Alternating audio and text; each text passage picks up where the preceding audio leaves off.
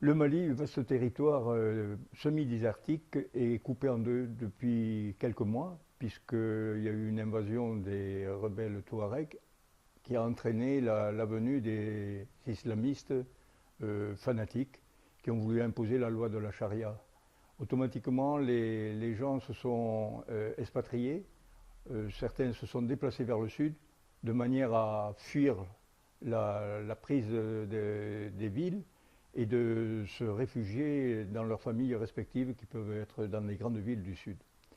Ce village de Bamba se situe donc sur le fleuve Niger, entre les villes de Gao et de Tombouctou.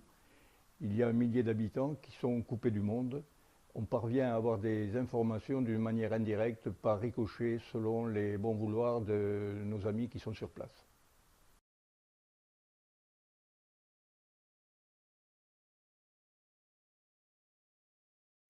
Compte tenu des événements qui se sont déroulés d'une manière précipitée, notamment dans ce mois de janvier, la résolution des Nations Unies numéro 2085 était déjà un cadre juridique dans lequel le pays qui serait appelé à intervenir serait légal. Il s'est avéré que les événements se sont précipités dans la nuit du 9 janvier. Le président de la République du Mali a fait appel à un devoir d'assistance et non pas à un devoir d'ingérence, c'est-à-dire porter un appui à la reprise des activités administratives, militaires et si possible humanitaires dans tout le Mali.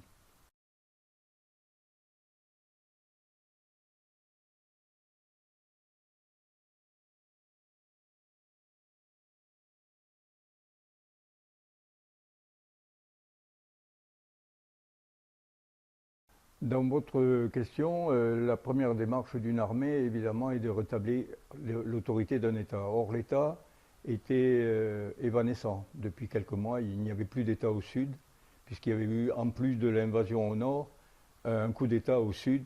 Toute la classe politique était désarçonnée par cet état de fait. Les troupes françaises ne s'occupent pas de politique, elles interviennent simplement pour remettre en ordre l'armée malienne qui est complètement désorganisée et les aider à revenir dans le nord pour administrer ce pays qui fait partie d'un territoire unique, laïque et démocratique.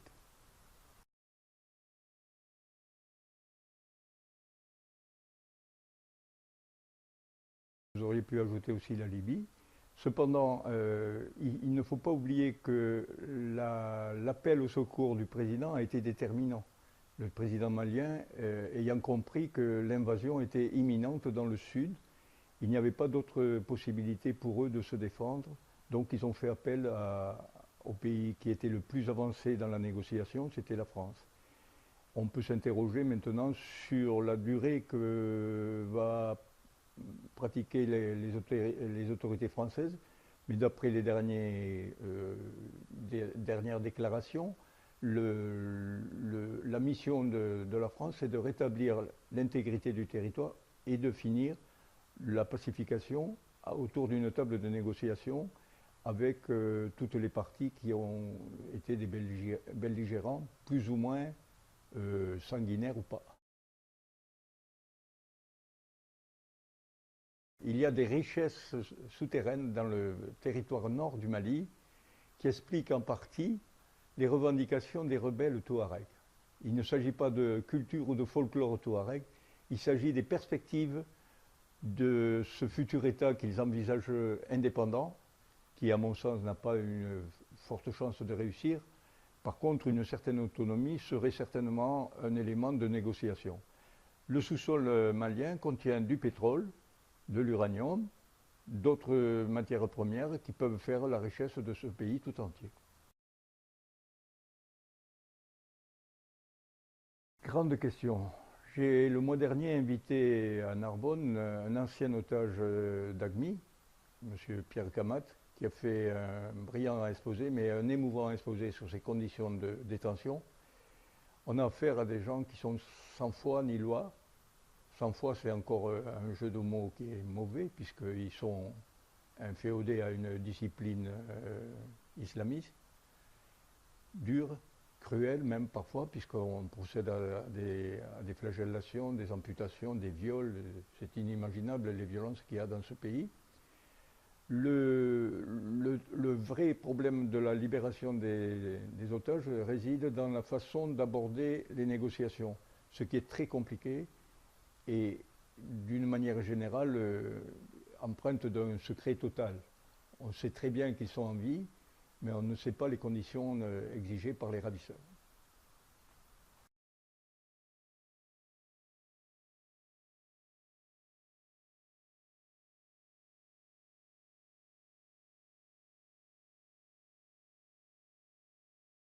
Il faut prendre ce problème dans sa globalité. En fait, le Mali est le ventre mou du Sahel, mais c'est plusieurs pays qui sont concernés par l'arrivée des islamistes radicaux, aussi bien la Mauritanie, le Burkina Faso, le Sénégal, le Niger, sont menacés à brève échéance de ce problème.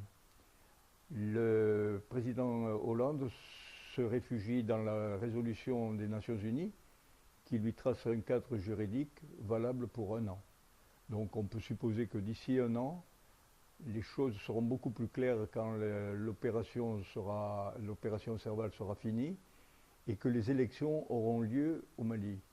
Ce qui sera très difficile à organiser quand on sait que dans le nord, rien n'existe actuellement. L'administration a été complètement éliminée, il n'y a aucune structure. Tout est à refaire.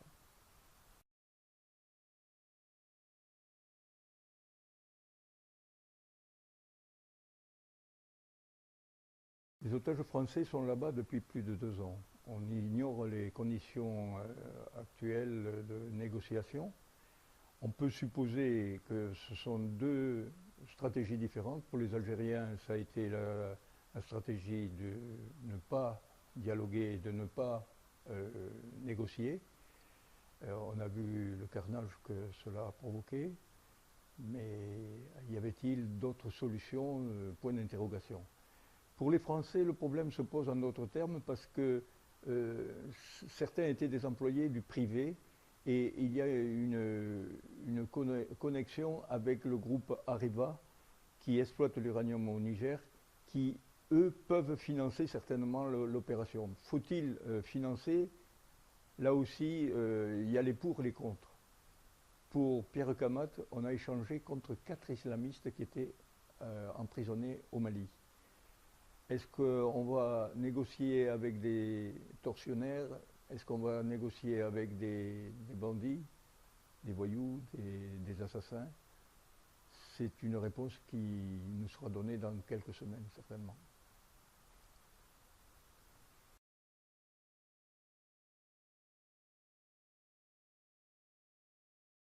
Non, je ne pense pas. France-Afrique n'a plus sa raison d'être. D'abord, depuis plusieurs années, on essaie par tous les moyens de clarifier les accords qui existent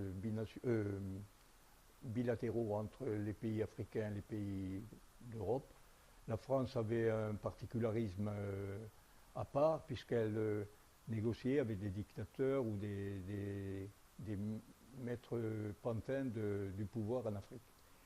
Je ne crois pas que le Mali soit un pays docile au point d'accepter le point de vue de la France. Ils ont une certaine maturité démocratique comme le Sénégal ou même le Niger où les parlements ont leur mot à dire dans toutes les prises de décision.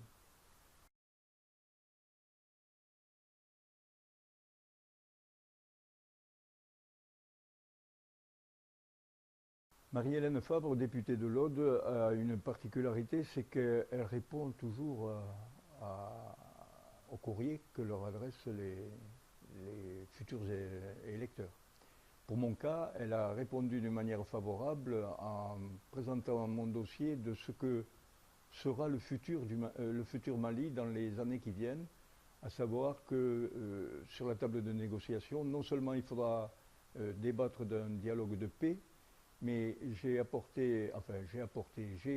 demandé à ce qu'il y ait aussi un traité international au niveau des Nations Unies afin que ces conflits ne recommencent dans quelques années.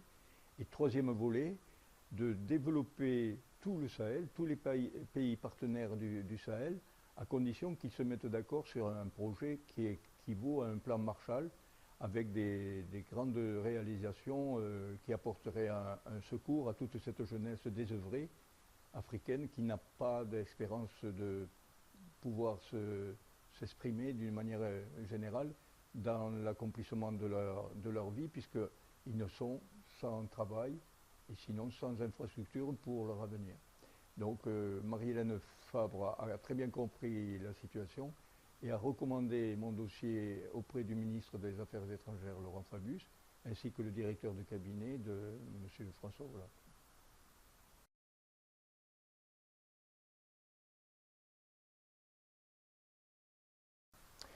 Il se trouve que dans mes archives ou dans mes cartons, j'ai un projet sur le Sahel qui a suscité beaucoup d'intérêt de la part de l'université de Gand en Belgique et de l'université de Riyad en Arabie Saoudite, à savoir la projection d'un immense projet à travers tout le Sahel.